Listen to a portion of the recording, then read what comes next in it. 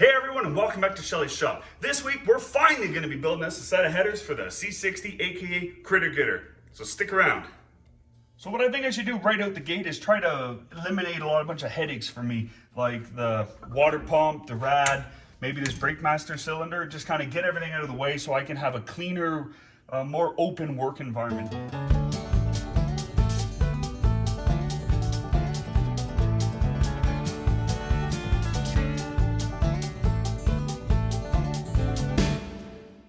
Starting with are these big block headers that I think they're off of maybe an A-body Chevy car.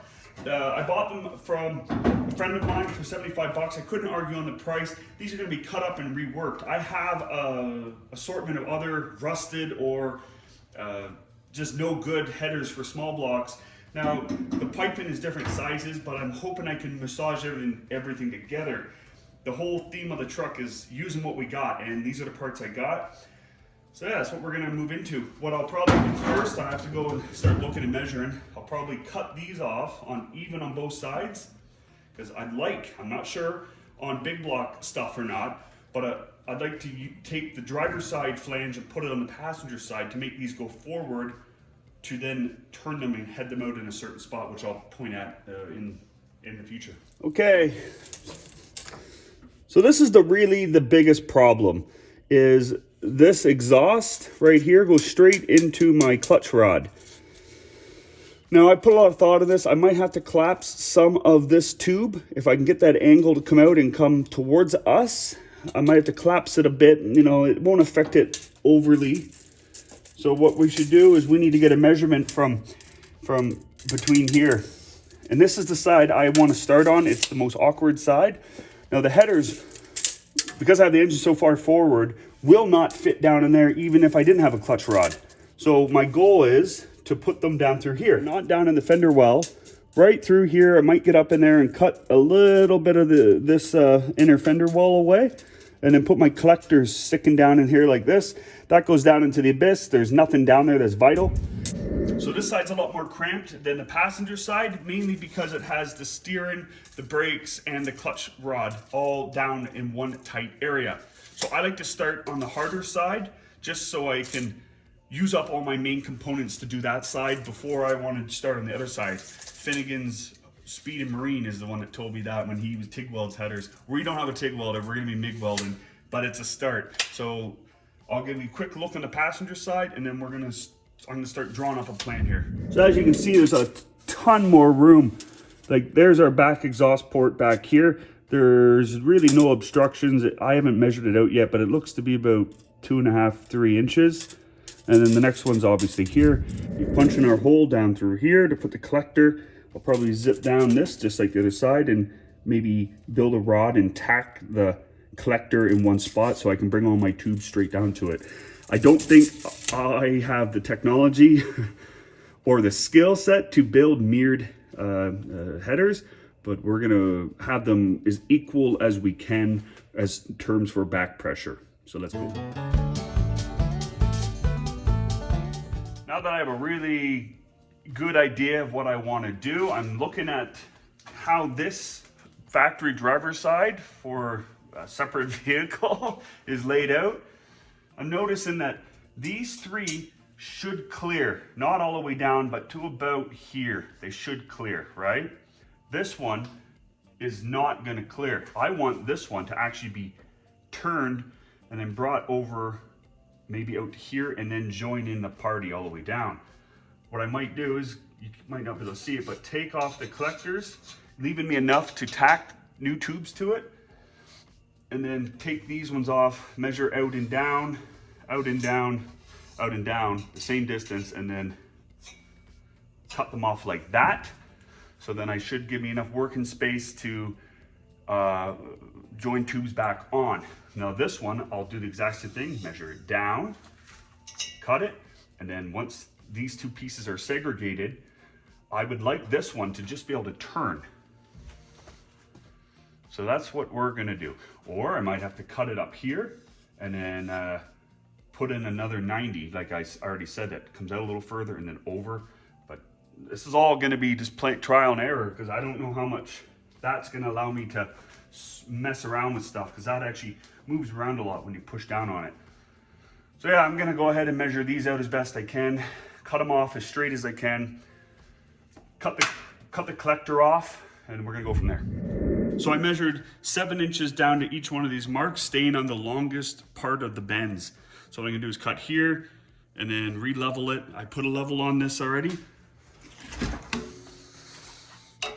So now I know that it's level this way. So as long as I keep my sawzall flush to the angle of the pipe, I can cut right through. We're gonna go ahead and do that to every single one, leveling it as we go. Let's go.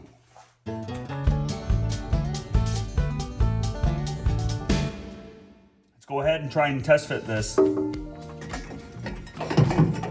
I didn't expect it to fit, but it's fitting a lot worse than I anticipated. I knew this one right here was gonna be in the way, but all of these are trying to hit the frame rail. So it's as if all these need to be twisted up so they're more straight, so I can bring them, level them out, and then bring them out and then over in that direction. So now I guess my next thought is, do I grind them off this way so then I can just twist these however I need, or do I cut them off right here and then leave a little bit of room so I can re-tack them on? My fear is putting heat to this, too much heat, and it'll start to warp. And these are raised edges, so they probably are used as more of a part of the sealing, part of the seal. So I think what I should do is just measure out 1/2 inch and just zip them all off. I need to think about this for a little bit more. As you see, I ended up cutting the flanges down to being about 1/2 inch or a thumbnail width off the flange. So now what I want to figure out is where my collector is going to go. So I'm going to pop the tires out from under this old pig so we get better access, and I'll start trimming away what I need to make everything fit the way I'd like. Let's go.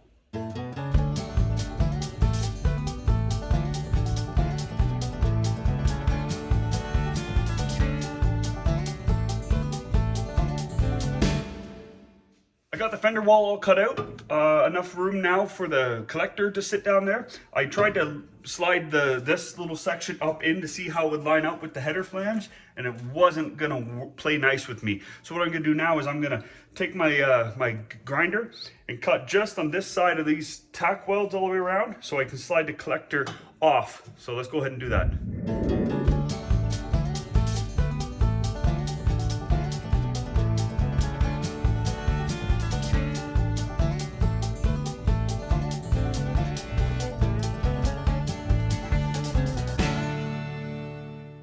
Years ago, I watched a video on how they build headers, and I thought it was really interesting. So I kind of have an idea how everything should go together. So I need a collector, as we have that now, and it's basically just welded around the edge and then down into the middle bits as far as you can get with the welder. Now to stop the exhaust from going in between the pipes, they weld them up in here to stop that from happening. Some people like to take these and get real creative with them, making them join like spoons. So that's one option, and their headers turned out really, really nice, where these are probably economy headers from when they were brand new. So yeah, let's go ahead and see how we can make this all work on the truck a little bit better.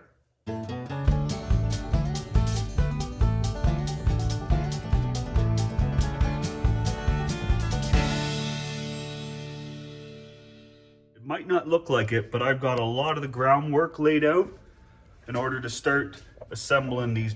I've got a really good idea of what's going to happen. The plan's already changed.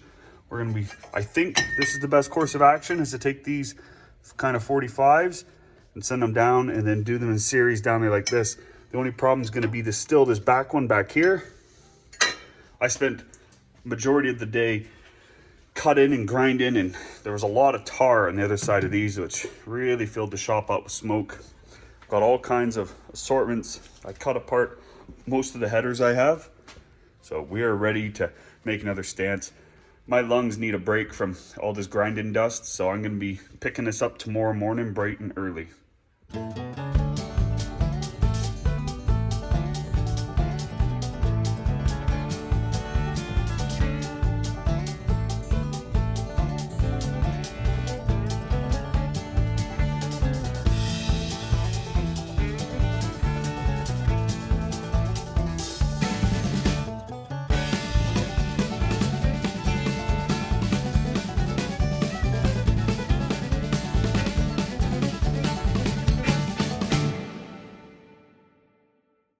got them both welded up. I intentionally wanted them to be different lengths. So this one's gonna go on the passenger side and this one's gonna be for the driver's side. What I'll do is I'll get up on the frame rail and try to hold it in place and figure out on both sides if I can get them to roughly have the same angles. Then I'll clean up those areas where these will be touching the frame and then do a light tack on the frame. So when it's all done and I have the headers all tacked together, all the tubes and everything, I'll just go along and with a Sawzall or a grinder and cut these off, pull them out, and then I can pop them off when it's on the bench, as well as clean up the side of the frame before permanently installing the header. So here's the driver's side collector. We got her tacked up into place. As you can tell, it's fairly level. I might have to do a little bit of light hammer work. The other side is, from my perspective, exactly the same. I measure it up from the bottom of the frame rail up, and then from that cab mount to the collector, and everything was lined up. Level is my only thing I'm concerned about. We got a little bit of clearance in to do around here, but for now this is pretty darn good. We can now start mocking up all of our pipes. Guys, I'm not gonna stand up here and tell you all I know exactly what I'm doing, because I don't. We're just wanging it. We're learning as we go and having a good time doing it. Like, we're just taking all the knowledge that every single one of us has been watching ever since we started watching YouTube or working with our friends or our parents or whoever, just working on old stuff. We're taking all of that knowledge and applying it all at once. Just kind of shooting from the hip, if you know what I'm saying, right?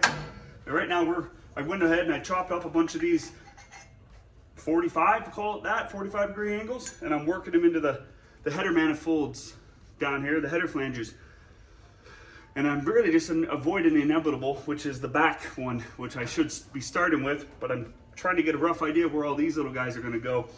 And if I can get 6 or 7 of these, I should be able to make something kind of cool looking happen. Maybe 6, just kind of sitting there pointing. Yeah, don't know how this is gonna turn out, but we're definitely giving it our best shot. So I'm gonna hop up in there and try to wedge this one in there, just mock it up to get, again, the rough outline of what we're doing. So as you can tell, I already got those two mocked up. They're just loosely sitting there. If I bump them too aggressively, they'll probably fall out. I don't want to move around because it took me a few minutes to get them in there. I'm just trying to make this circle line up with the other flange down here. And that one might just slide right in there. I do have brake lines to contend with this one. Oh, it slipped in. And no, it did not. Oh, there it goes. My goal is to try to make this a uniform level all the way across. I'll probably put a bar and I'll run it all the way down and tack it onto the top once I get these roughly where I want. It's not looking all that hot right now, but with a bit of messing around it should. And I'd like to keep these nice and even. Sorry for this gap right here, nice and straight down like those, similar to that. And then I'll cut them back in sequence, try to work them down and then shoot them down for our collector. This is still the one I'm avoiding doing. I went ahead and popped that rod out. I don't know if I mentioned that already. That was a job. Again, one of those things that's hard to catch on camera. So I might just bend this over. It'd have to do a pretty tricky S or bring it straight down. I don't know. That one's gonna be the hardest tube to run on this entire thing. So after a few minutes of messing around with the pipes, I got them looking like this. I'm not super thrilled with it yet. This one's being a real bear to move around. I'm just trying to make this side look similar to this side. It'll never be perfect because the cylinders are off-centered. So this side's shaping up not too bad. Still avoiding doing the very back one. But we'll get there. I'm thinking about removing the brake lines entirely for the purposes of doing this. So yeah, coming along, slow and steady. So I'm about as ready as I'll ever be to tack in these tubes on this side. One thing I do want to bring up is, if you don't know this, when you're welding on or near an engine, you want your ground to be as close to this area you're welding as possible. The reason being is if you weld in on the other side of the engine, your current will flow through the engine and it runs the risk of tacking your bearings together or your wrist pin getting tacked in. You just don't know. So you want it as close to the area you're welding as possible. So for this instance, we're gonna be welding here. I'll put 2 tacks on and then I'll move the ground to it, and then I'll do the next one beside it, and then so on and so forth. If I have the space. If not, I'll get it as close as I can and then I'll leave it. But let's go ahead and get on this.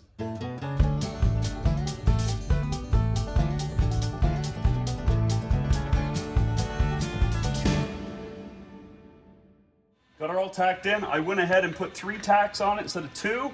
That's just so I can grab onto it a little bit more and not run the risk of them breaking off. That back one, the back tube, cylinder number 7, is going to be a little bit more of a problem. I think what I'm going to do is fully weld it in and then use my torch, heat it up, and try to clearance it that way with maybe a combination of just reworking the rod in order to give myself the clearance I need. It's a really weird spot. The clutch linkage, the clutch rod, is further ahead than where the fulcrum point needs to be for it to engage the clutch. So there's really not a lot of working room with reworking the clutch rod, but I think a combination of 2, we can make this happen. And I've seen guys test it on the internet where they almost completely collapse off a header tube and it didn't affect performance at all. Because this thing is a high performance engine, as you can tell with these brand new valve covers. So what I'm gonna do now is I'm gonna jump over to their side, confirm that everything looks good, and then we're gonna start tacking that one in place. Let's go.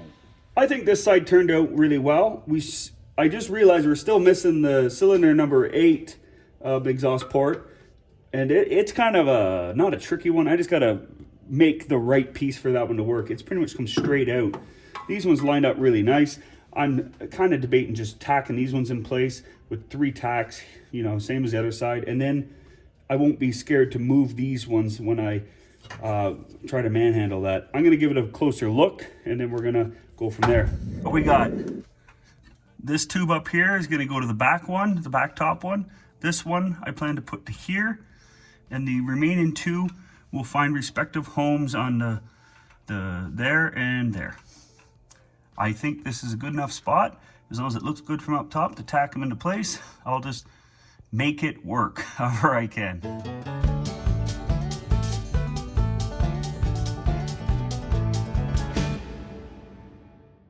All right, I'm having a real tough time getting these all lined up. The angles just don't seem to be working quite right with me.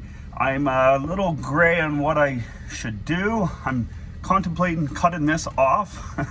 I know I spent some time mocking it up there, but I might be able to cut out more of this here, allow myself to have better angle, and then maybe all these pipes will want to line up a little bit better. I'm just really struggling to get all these pieces to work together. Again, just firing from the hip here. It's gonna happen. I don't know how pretty it's gonna be, but we will get in on this. So number 8's all hooked up here. It's not tacked in. Everything's gonna be loosely laid out.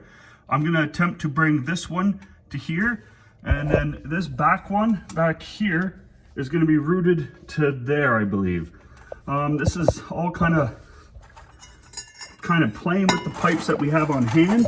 Just kind of going with it. I believe with some goosing around, we should be able to get this one to come out, and it'll give us clearance over here.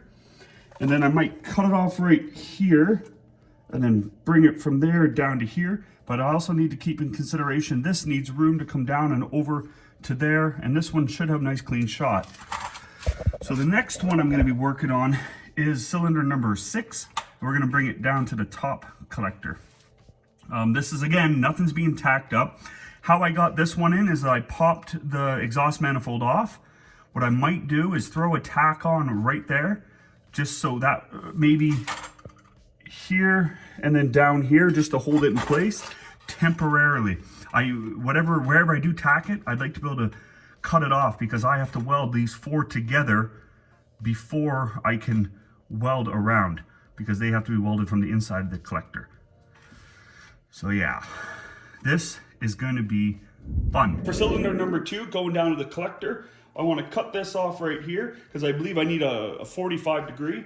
So I'm going to cut it off, leaving this as a viable bend. So I'll probably cut it off in this vicinity here.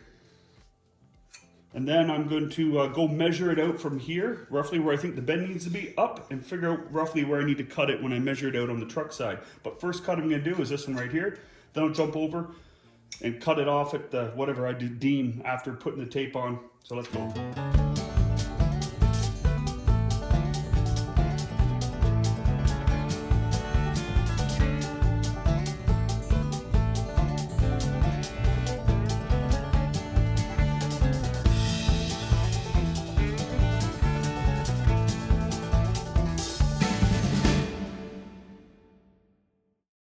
So that little guy just slipped up in there like it really wanted to get in there. So what I'm going to attempt to do now is I'm going to attempt to slide the fourth pipe in there, see what kind of fitment we're going to have. Oh, a little bit of wiggle and it slipped right in there. So as you can see, it's starting to take shape. Here at Schelly Shop, you know, we like to leave vehicles in gear and do all kinds of other silly stuff. Oh, of course it's not going to slide in there the way that it did the first time, eh? And I'm a lot louder down here. So when I'm doing this, I'm trying to make sure that is that backwards? I think it is. Yep. So down here, you only need a 1/4 inch at best.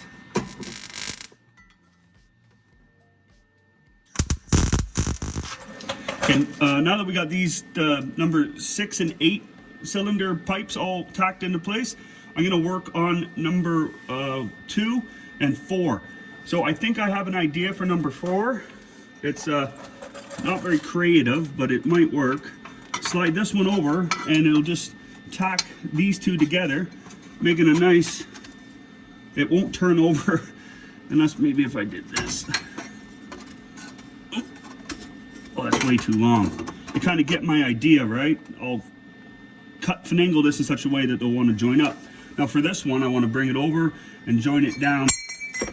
Maybe he can zip up in there like so. And we'll find a pipe that'll connect onto here, maybe a 90.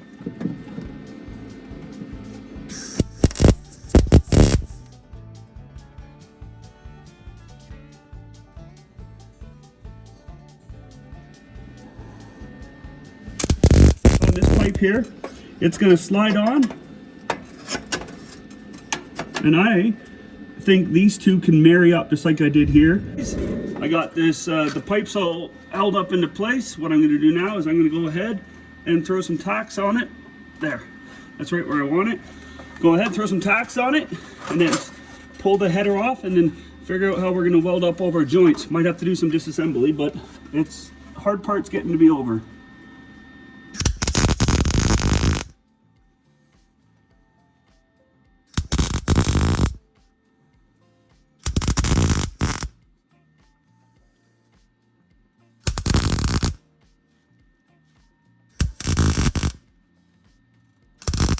We got something that's starting to look like a header. So I gotta pop that off, weld up everything. Oh, that's a good side. Oh, it's moving. All right, that's good. Definitely the prettiest looking thing so far. Okay, this is gonna take some interest and maneuvering to get that all up, but we'll know more once we pop this off now. So this is how it would be orientated on the motor, and this is how it was orientated on the frame. Let's go ahead and see if we can get this guy to slide on the way it was when we had it on the frame. She's not going to want to play ball, is she? Time will help us get this. Oh, there she goes. All right. That is starting to look like a header, don't you say? So I guess now what I want to do is I'm going to clean up this edge all the way around. I'll tack this up into place. So this is held where I want. Then I'll pop this back, the collector off, and then weld down in between all the four to help seal it up. This is going to take some time. It's probably going to take some real cold welds to fill in all these gaps. Might use some coat hanger to help it, because you'll need to seal that off, because if not, it'll look like that. So you just want to weld that kind of an X in there.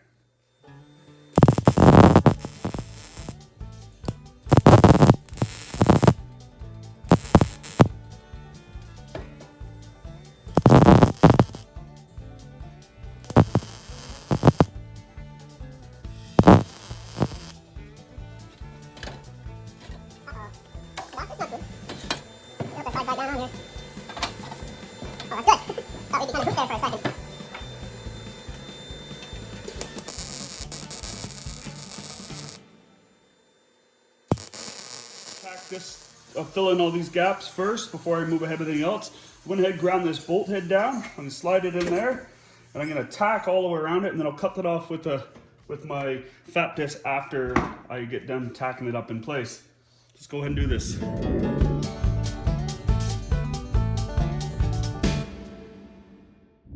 So there we go, we got this, almost grabbed the piece I just got done welding on. Got the center all welded up. Let's go ahead and test fit this now. All right, still looks like it fits. I think now I'll attempt to weld this section up here, weld that up, and then I'll worry about filling it all the way around. Yeah, so once this section here is done, then I'll attack the rest.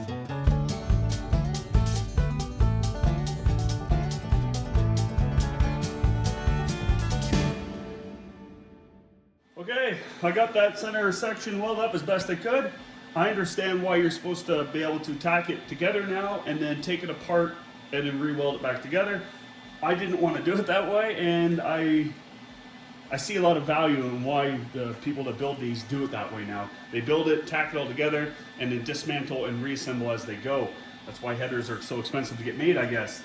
But that's here and there. I think what I'm gonna do is tack this into place with 4 nice little burns around the outside, and then I'll go ahead and start filling in the rest.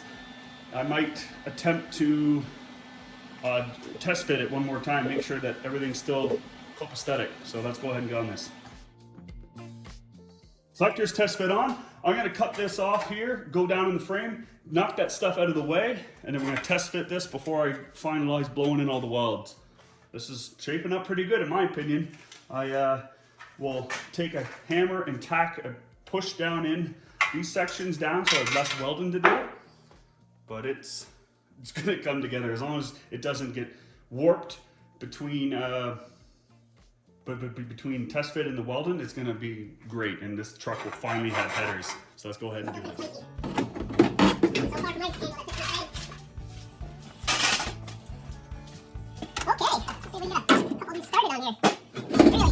It's hidden the shock a little bit. I marked it with chalk, and I'm gonna heat it up after it's all welded up and just give her some massages out of the way. I'm happy with the fitment so far. I mean, it looks like it didn't really move at all, so which is a win. So I'm gonna start down here and then start welding around all the way up.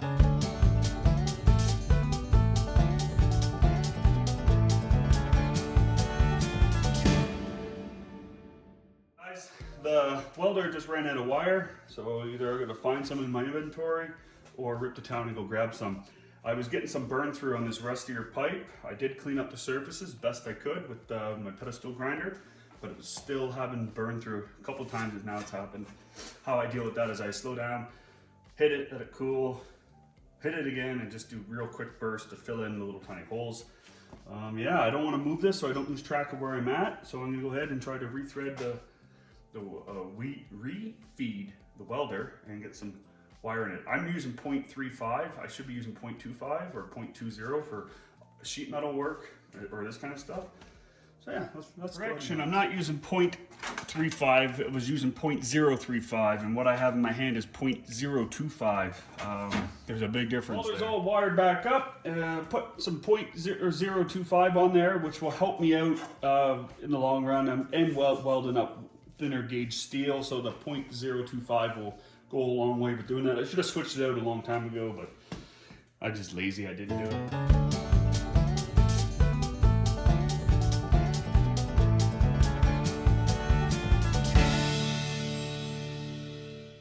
So this here's the tubing we got left. I'm really only using this black tubing. It seems to work a lot better for welding. It feels a lot thicker and it's heavier. It's better quality steel by the feel of it. So yeah, so we're running out of material, but there should be enough here to get that site done. Now, any bad cuts we're gonna minimize how many miscuts we have. Yeah, because we used up about a third of it on the other side, but I think I used too many choice cuts for the passenger side. So let's go ahead and start the process of trial and error to get the driver's side done. So first order of business is get the most awkward one out of the way, the most awkward routing out of the way, and I believe it's this one. So I'm gonna try to route it from here down to this corner up here. So I got this pipe that I cleaned up for the other side. Let's go ahead and try it. It's promising. See if we can get the slide over a little bit. Oh, this edge is really chowdered. Maybe we can still do it. For the other side, I had to pop the... Oh, did it just go on? Well, I'll be. I think that just went on. I like where the number 7 tube is running to, down to the collector. So I'm going to go ahead and give it 2 tacks from where I can see on this side. Then we'll move on to number 5.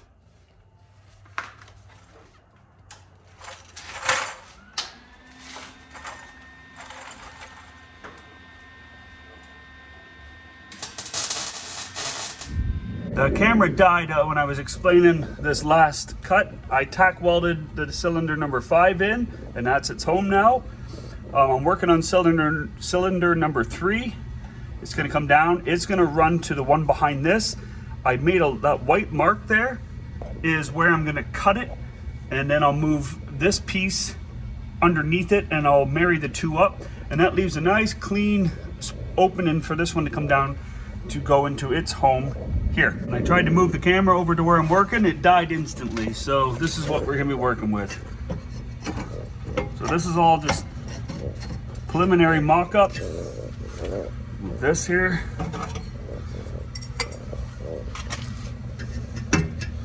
So this should just sit right on there like that.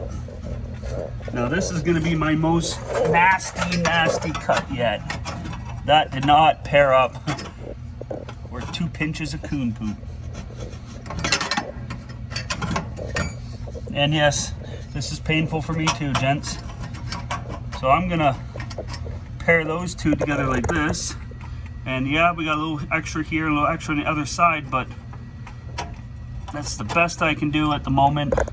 It looks good up there. And I'm gonna wedge one more into this open hole over here, so it gives a better idea where this thing wants to live for the remainder of its life. And I'm gonna tack that together and see what I can do with that. So let's go ahead and get on this. So this here's the classic case of square peg round hole. This right here, I bent a little bit the bottom side so it would squeeze up inside of this one a little tiny bit. And I got 1 small cold tack holding it on. I'm gonna put a couple more tactically, and I'm probably gonna pull this whole thing back out. Probably have to drop the header, pull this out, and then weld this up a little more secure, so then we're not having to try to do that once we get it all together. There's about a finger width around the shock, which should be kind of enough, I hope. Well, this isn't going to be pretty. This is not the way you want to make these cuts. I knew that before I started. I was wanting to avoid doing this type of a cut, but at this moment, it's the only one I have the options to, or the only one I can see. So what I'm going to do is I'm going to fill in here, flip it over, fill in the other side with a weld, and I'll take my hammer, I'll take my grinder, put in a relief cut, hammer the flange down as close as possible, and then tack it in. I'll probably, before I tack in these 2 sides, I'll go test fit it, see if it still fits, and hopefully it does, and then I'll bring it back in and finish welding up, assuming it works.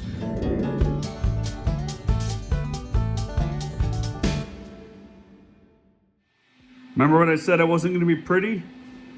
But it's going to be effective. It's not wanting to focus in here. Those are the relief cuts I talked about. Oh, we got a little hole right there. I gotta hit that up again. So yeah, we're gonna go ahead, test fit this bad boy, and see if we still got alignment. And if it does, we're gonna come back out and finish all those welds off. I mean, it's one of those things that I couldn't find another way around. I mean, it's much the same as the other side so far. Now these pipes on this side are much further back. They're a whole cylinder further back on the frame because of the way the offset of the engine is. Again, it's not the prettiest thing in the world, but it'll work. I filled in that little hole I left. Got a nice good burn all the way around. I'm gonna go ahead and throw this in. That's pretty not bad. We got 1 more tube to go. Yeah, and I'm feeling pretty good about this. It's keeping them as tight as I can to the frame rail. So we might rub still with the tires, but I had nowhere else to run these other than straight through the hood. So again, just working with what we can here. Oh, what a long day it's been. So enough complaining, let's get at this. All right guys, I really apologize. The phone keeps dying on me. So we got this pipe in now. This one was really simple. It just mimicked that one minus that funky little thing on the end. This was the easiest one to install yet. So again, I already looked at it. Doesn't look terrible. Well, you know what I mean. We're gonna throw some tacks on her, same thing over and over again. Then we're gonna pull this sucker out and start burning everything in. Let's go.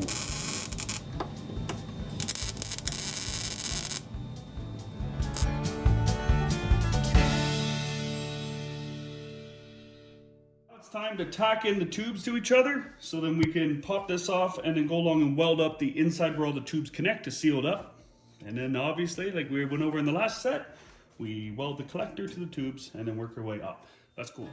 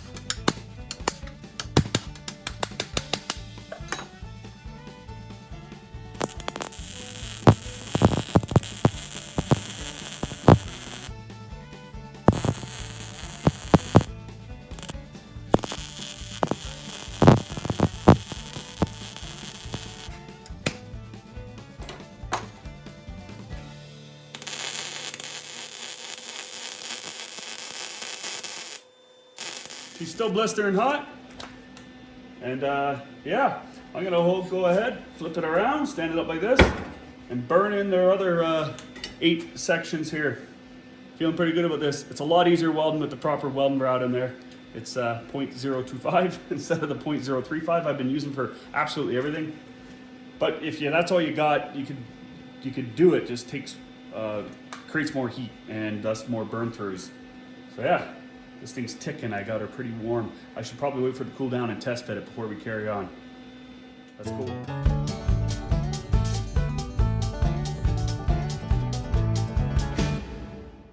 So now that it's all done, I'm looking at it.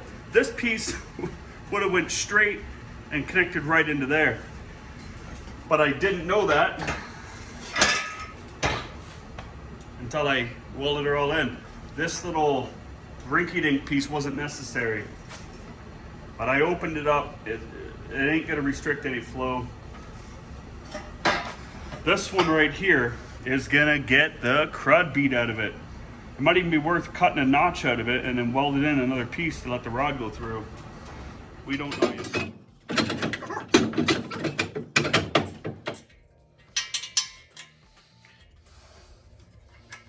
Yeah, I'm gonna leave that one. I'm gonna be pulling this thing off tomorrow anyways. Well, there we go. We got our headers in.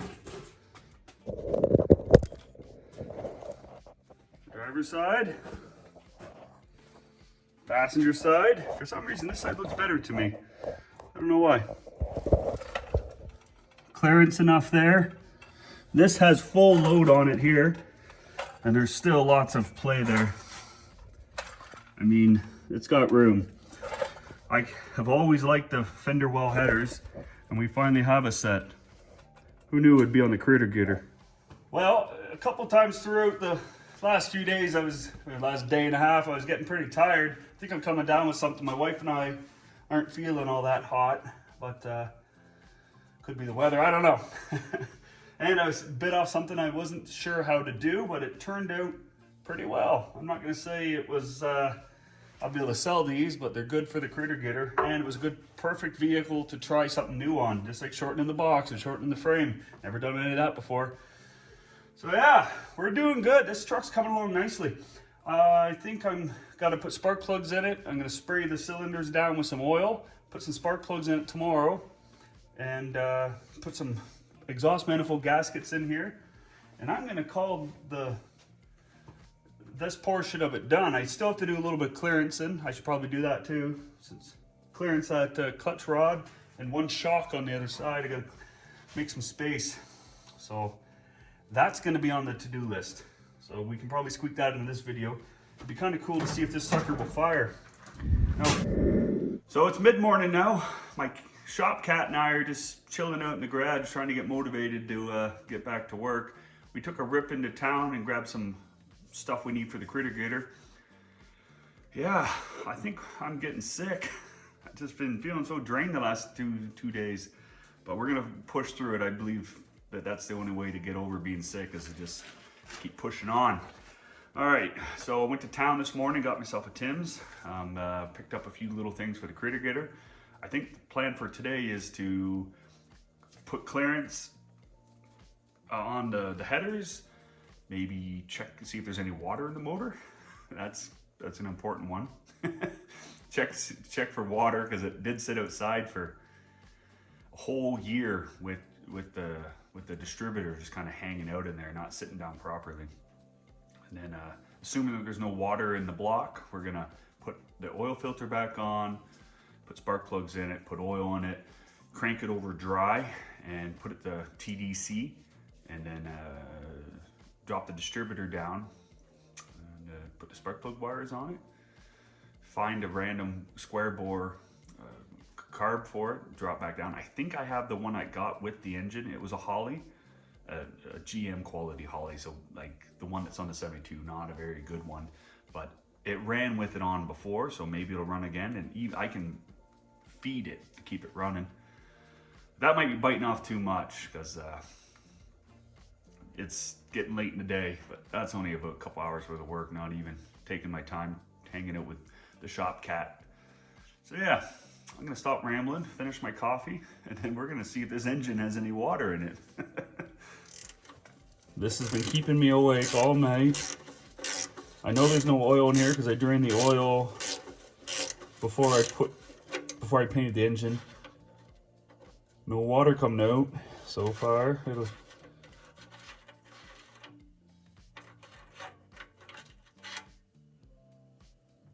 That's good. All right, what a relief. Refill this. 10W30. What I like to do is I like to mark when the oil filter was put on any vehicle I do. So for this one would be December 2023. Feels real good having this truck go back together. So here's the electrical. This goes down to your starter, and this stays on top of the engine. This yellowy wire will go to your coil, and then these two will be broken up between an oil pump and a temperature. I forget which one's which. I believe, don't quote me on this, but I believe green is oil pressure and blue is temperature. Maybe I'll get that backwards. You know, just from the length of them, I bet you the blue one is oil pressure and the green is temperature. Doesn't matter, I will figure it out. It'll pop up real easy like.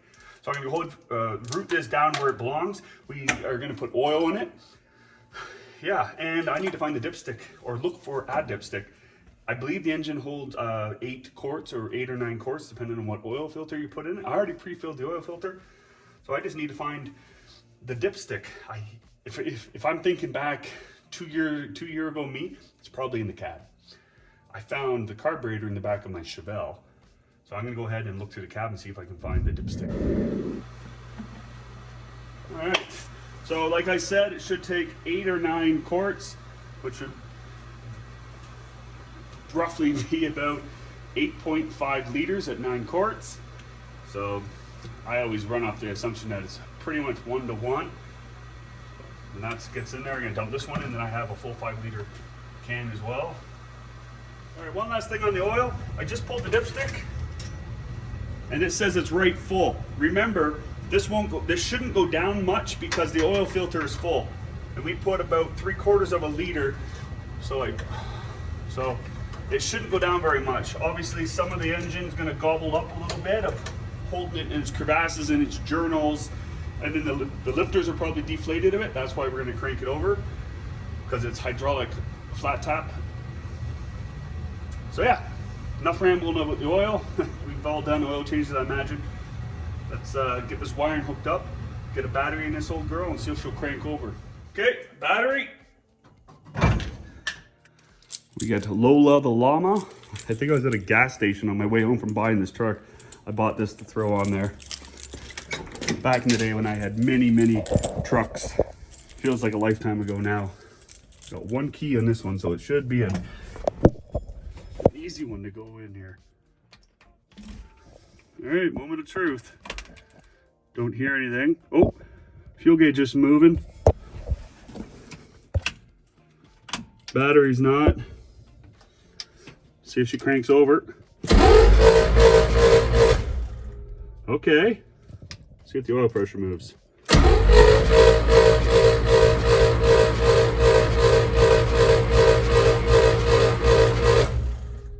I didn't see any movement. Just had a dough head moment. Of course, it's not going to show oil pressure because it's not hooked up to the truck. I'm having an airhead moment. I'm not feeling too hot today. I gotta stop saying it, but I feel a little under the weather. But I'm messing up here. I'm overlooking the little tiny things. This end, that wire is for an idiot light and low oil pressure light, I believe. And that gauge is a mechanical one, so it has a tube that runs down to the block and it pumps raw oil up to it. So that little guy right there is the mechanical gauge oil pressure sensor hookup, and that sensor oil pressure line hookup. So that blue line, or that blue wire, is only for an idiot light on the dash. So we're gonna go ahead and ignore all that. We're gonna do it the old-fashioned way, or the more menial way, and do it that way.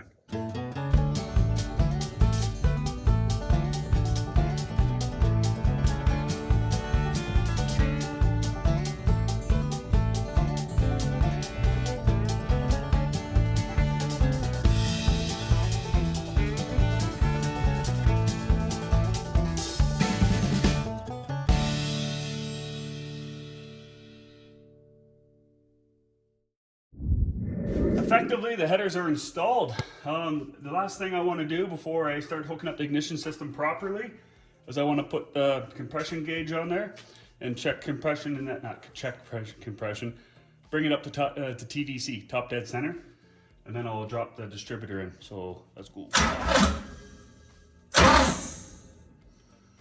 All right, that should be TDC right there. Let's go ahead and drop the distributor down. So that's what we're gonna do again today. See, that's pointing this way. We want to point over here. We're gonna be putting the spark plug wires on.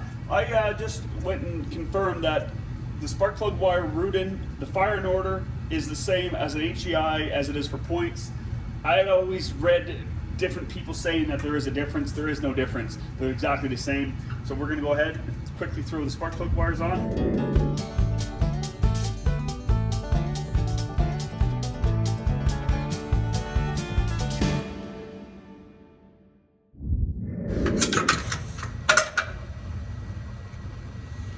Okay, let's just put that somewhere where we can see it.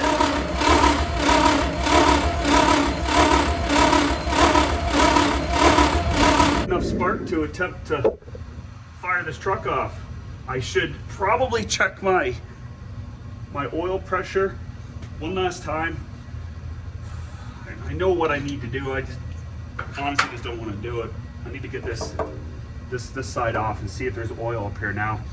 or we just let it bump over once and see if that throws oil up top. Let's do that. These are on finger tight. I have a Holley carburetor that I pulled out of a box. I believe it's the one that came off this truck, but when I got looking at it, the idle air mixture screws are out of it, and I never messed with it, so I really don't understand where they could have went. All right, we got the carb on. That was a bit of a job. It did not want to line up with this dart intake, but we got her. As far as I know, we're ready to put some fuel down the choke hole and see what happens. Yeah, I'm got a little excited. I think this thing's gonna be nasty loud. I might put the tires back on in case she falls off the jack stands. So I'm probably gonna do that.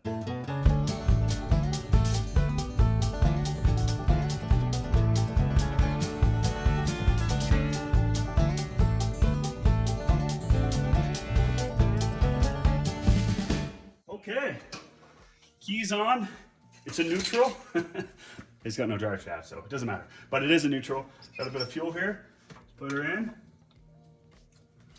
See what happens. Huh, okay, I don't know if that was picked up on camera. Jumped across here. Let's try it again. It's a big backfire.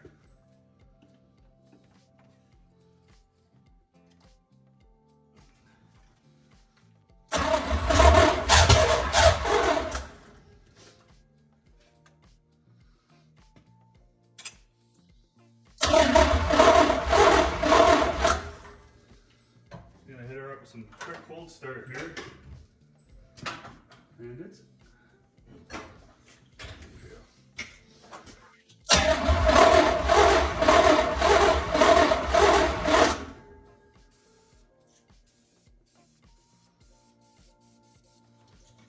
course the cold start isn't working.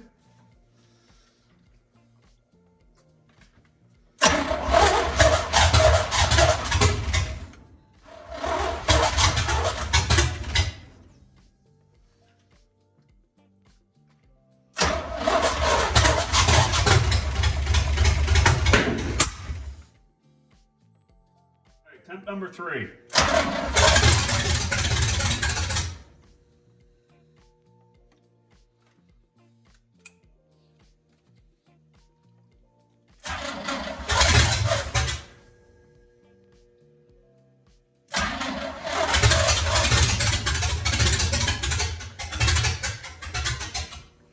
Huh. Strange.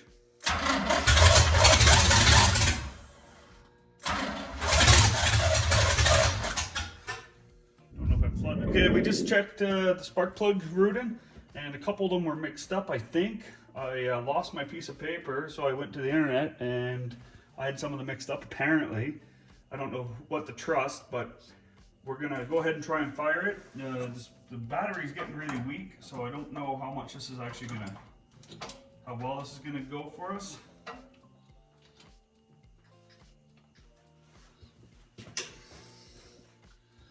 Give her a nice little dose of fuel here.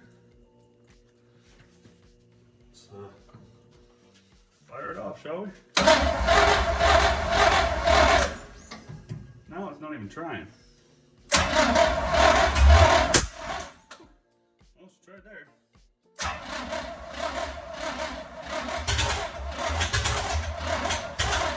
Battery's so weak. Maybe the battery's so dead it can't run the points. That might be it. So there's only one thing left to do, is let this thing charge up instead of trying to force it. Without an alternator running, that could very well be the problem. Without an alternator to take over the battery, this sucker just might be too dead. I feel like that might be the cause. I think I just gotta go inside and eat dinner. I mean, it will run. It sounds like it's getting close. It's just something else. I've double checked, I've triple checked the fire in order. The only other thing is maybe it's out of, the timing's out, but we don't have timing marks to go off of. There's no indicator on this one. Looks like it fell off maybe. I don't know. We'll figure this out though. Guys, I'm starting to suspect that our timing isn't set up properly. We have no indicator down on our timing chain cover, so I just eyeballed it. I put it to top dead center with my pressure gauge, and normally it's accurate enough, but I'm gonna attempt to do it with the straw. I mean, I've already done it. I've already brought it to TDC. How you do that is you put the straw into the cylinder and crank it over by hand until it starts to, till the straw stops pushing out. And that's when you know you're at TDC. You stop right there. With that, I want to confirm that my rotor and cap are orientated properly. It might be clocked because it's backfiring too much. I think there's a problem with our timing.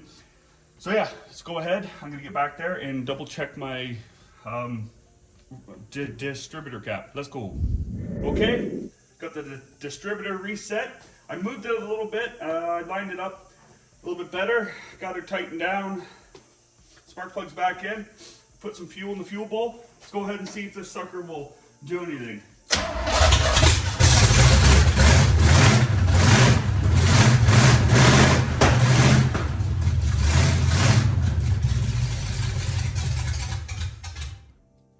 pretty not bad. Fired right up. I'm not saying it's perfect. That carb actually, I knew it ran. Yeah, I'm gonna go ahead, put a little bit more fuel in the fuel bowls. Let's go. I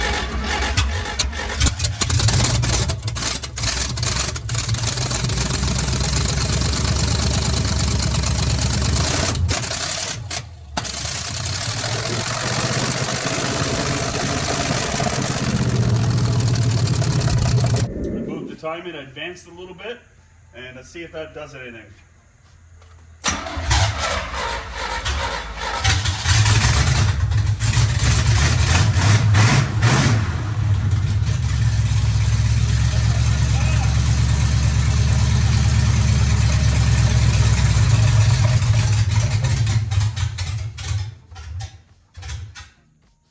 If we hook the fuel system up, this thing would idle. It's taking throttle really well.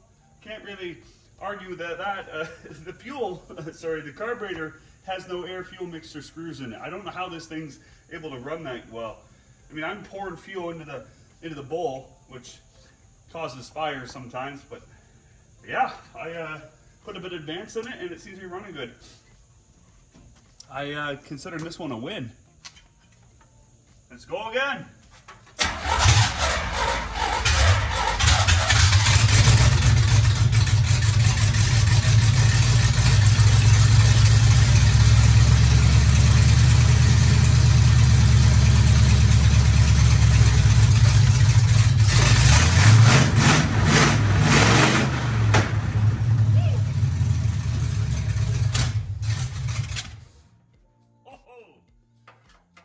Camera can pick that up, but this thing's got some bark to it.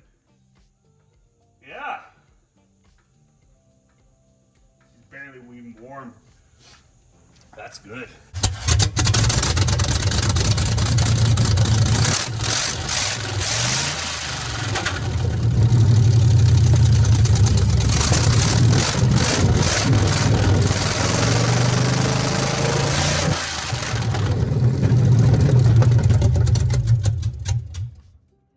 Guys, I am really ecstatic with what we did on this episode of Schelly's Shop. We built a set of headers for the Critter Gator. We confirmed that the engine does run and drive, which we all knew it would because it's a Chevy. Not drive, just run. Poorly, but it does run. Actually, I think this thing runs better than the 72 short box. I'm not going to bother messing around with this Holly. I'm going to track down a square bore, probably a Holly again, but in a box Holly, like something in the 600, maybe. I'll probably stay around the 650, 600 CFM range because I know that'll work good for this 366 cubic inch big block Chev. So I'm going to keep my eyes out peeled for that. We're not going to go ahead and do any other work to the carburetor in this thing because in my head it's just not worth it. So yeah, the next step for this is get a new carburetor, track down the pulleys for the front, put on the water pump, start buttoning this thing up, and because we have a rad for it, this thing's got, I got a lot of the parts for it, and a drive shaft, and yeah, like the and will go on for a lot longer, so I'm going to cut myself off there. The next step will be getting this thing to run with coolant in it, so that's the way I'm going to say that, yeah. So I really hope you enjoyed what we did here in this episode of Schelly's Shop. If there's anything that you want us to do, just throw us a comment. If there's anything you want to see, throw us a comment. We really appreciate it. As always, like, share, and subscribe. It means a lot to us. Cheers.